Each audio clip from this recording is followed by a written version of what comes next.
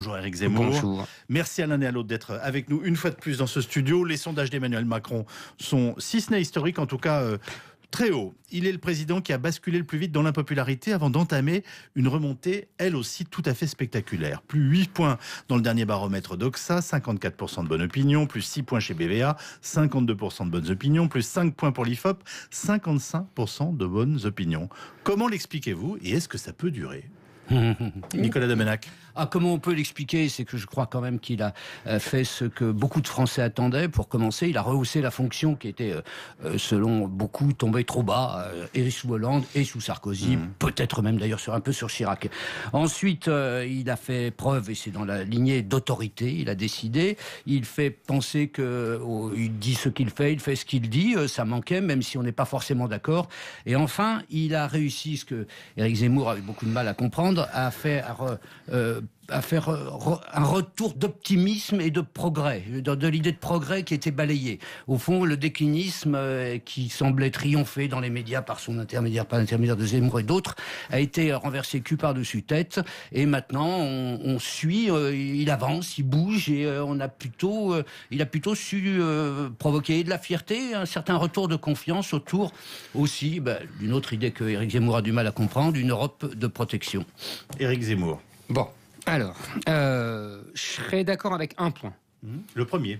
Exactement. Non, mais c'est vrai. Il a rehaussé la fonction. Exactement. Non, faut dire et c'était nécessaire. Il faut dire qu'avec les deux clowns qu'on avait avant, entre Sarkozy et Hollande, qui sont jamais devenus présidents, Sarkozy étant espèce de Funès à l'Élysée et Hollande n'ayant toujours fagoté comme Bourvil, je veux dire, là on avait la grande vadrouille, et là on a de nouveau un président. Il se tient bien, il a compris la fonction, il a compris les deux corps du roi, instinctivement ou pas instinctivement, peu importe, il a réfléchi là-dessus. Il sait ce que c'est qu'un roi élu en France. Voilà, c'est pas un Premier ministre, c'est pas un... Ça, je suis tout à fait d'accord. Vous nous aviez dit le contraire quand même il y a quelques temps, que c'était Peter Pan à l'Élysée, que c'était un faux moderne, un faux jeune, un faux rebelle, un faux ci, un faux ça. Je suis d'accord, mais tout ça, on va en y venir. Mais en tout cas, c'était effectivement Peter Pan à l'Élysée. Oui, il avait 39 ans. À partir du moment où on ne tombe pas dans la comparaison avec Bonaparte, parce que moi, je sais ce que c'est Bonaparte.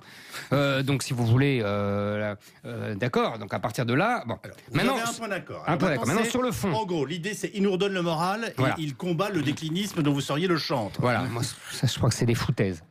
Je pense que Emmanuel Macron... Il faut essayer de voir ce que c'est qu'Emmanuel Macron. Il y a deux choses. La première, c'est la réconciliation des bourgeoisies. C'est-à-dire que la bourgeoisie de droite s'est réconciliée avec la bourgeoisie de gauche sur la figure d'Emmanuel Macron. C'est la sociologie d'Emmanuel Macron. C'est fondamental. C'est pour ça que depuis le début, je le compare à Louis-Philippe. Non pas pour dire qu'il a une tête en forme de poire, mais que c'est exactement ce qu'avait fait Louis-Philippe en 1830. La réconciliation des bourgeoisies, celle qui avait fait la Révolution et celle qui avait été contre la Révolution. Macron, dans un genre différent évidemment, il fait la même chose. Deuxièmement, qu'est-ce qu'Emmanuel Macron sur le plan politique? C'est un saint-simonisme. C'est-à-dire, vous vous souvenez, Saint-Simon, au XIXe siècle, on passera du gouvernement des hommes au gouvernement des choses. L'administration des choses. Macron, c'est ça. C'est-à-dire qu'il donne des réponses techniques à tous les problèmes politiques. C'est pas, il donne pas de l'enthousiasme, il donne pas de l'optimisme. Ça, c'est du baratin doménachien. Ce qu'il donne, c'est qu'effectivement, il dépolitise et il donne l'impression que tout à une réponse technique. Alors, la réconciliation des bourgeoisies, c'est un thème intéressant, on pourrait dire des classes moyennes au sens le plus large. Non, parce que les classes moyennes sont mortes par la mondialisation. Et l'administration des choses. Votre réaction, Nicolas? Oui, donc plusieurs choses. D'abord, c'est peut-être des foutaises, c'est peut-être du vent, ce retour d'optimisme, sauf que ça s'inscrit dans les réalités. C'est pas lui seul, d'ailleurs, qui impulse ça. Il a de la chance, comme on dit, de la provoque. D'ailleurs, il va la chercher. Mais on voit que les indicateurs économiques au niveau mondial, au niveau européen et au niveau français s'améliore. C'est pas lui, ça. Oui, mais à la limite, c'est Hollande. Si tu veux absolument personnaliser, c'est Hollande. Mais oui, mais il a su anticiper, incarner, prolonger, transfigurer, une situation qui s'avérait. Ah oui, d'accord. N'empêche que ça s'est rentré dans les réalités. Non, ensuite, c'est du bol, ça. Il faut éviter le simplisme, Éric Zemmour, et l'esprit de système. Vous pouvez pas définir comme ça aussi sommairement le macronisme, parce que c'est une forme de libéralisme en économie, mais aussi votre dieu Blanquer, le ministre de l'Éducation, qui réinstaure ce que vous espériez, l'autorité, les fondamentaux, tout ça. Bien donc sûr. vous êtes prosterné dans le Figaro tous les jours devant lui, avec des bonnes raisons d'ailleurs. Mais en tout cas, arrêtez, et même sur l'immigration, sujet qui vous est cher, il n'est pas le simplisme, la bourgeoisie mondialisée qui ouvre à tout le monde. J'ai dit les bourgeoisies. Les bourgeoisies, je veux dire, c'est plus compliqué que ça. Il y a dans le macronisme des déséquilibres et des déséquilibres, quoi. C'est pas un saint-simonisme comme ça aussi simple, même s'il y a une gouvernance resserrée, d'ailleurs, qui rentrera en contradiction avec son exigence. Vous refusez de n'en faire qu'un technicien comme Bien sûr que non. Il fait des choix politiques. Mais j'ai jamais dit qu'il faisait pas des choix politiques. J'ai dit qu'il donnait l'impression que tout était technique. C'est pas la même chose. Et ça va être d'ailleurs sa limite. Parce que prenons les sujets dont on parle. Prenons les sujets, l'éducation, effectivement, je trouve Blanquer formidable dans ses propos. Je pense effectivement que l'école des années 60 était mieux que celle d'aujourd'hui. J'assume, moi. Et les chiffres parlent, de toute façon, les résultats parlent. Il n'y a qu'à voir notre chute dans les classements PISA pour savoir que, en l'occurrence, c'était mieux avant. Donc, qu'ils veulent remettre l'école d'avant, tout ce qu'on pourra faire, ça sera bien. Tu sais, aujourd'hui, je ne sais pas si tu le sais, mais les meilleurs élèves, les élèves les plus brillants d'aujourd'hui, quand ils sont en terminale, leurs profs en douce leur donnent des manuels de seconde ou de première des années 70. Ça, c'est la réalité aujourd'hui. Et renseigne-toi dans les écoles et tu verras que c'est comme ça que ça se passe. Donc si Blanquer, donc si Blanquer veut essayer il en est conscient de ça encore mieux que moi, et donc il essaye de remettre. Mais maintenant, il va falloir affronter la machine administrative. Parlons d'immigration. Alors là, c'est très simple.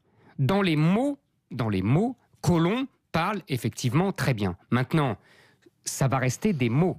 Tout simplement, on le voit dans les budgets qui sont prévus pour l'asile, qui sont bien plus importants que les budgets qui sont en baisse pour le renvoi des clandestins. Et de toute façon, tant qu'il ne réglera pas la question, ce n'est pas seulement une question de clandestins à renvoyer. Tu sais bien qu'on renvoie personne. Tu sais bien qu'on renvoie vraiment même pas 10% des gens qui n'ont pas le droit d'asile chez nous. Le problème, il est bien plus global. C'est que nous avons affaire à un problème de fond, à un basculement démographique avec une Afrique qui va devenir à 2 milliards d'habitants et qui se déverse sur la France et sur l'Europe. Donc à partir de là, il faut tout changer.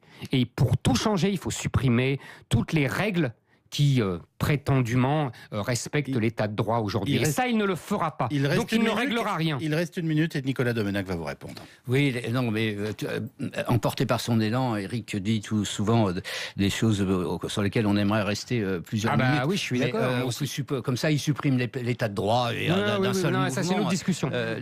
C'est ce que vous avez dit quand même. Oui. Moi, je crois que les difficultés ne viendront pas de là. Les difficultés plus essentielles, quelles sont. Il a parsemé de quelques bombes à retardement auxquelles il faudra faire attention.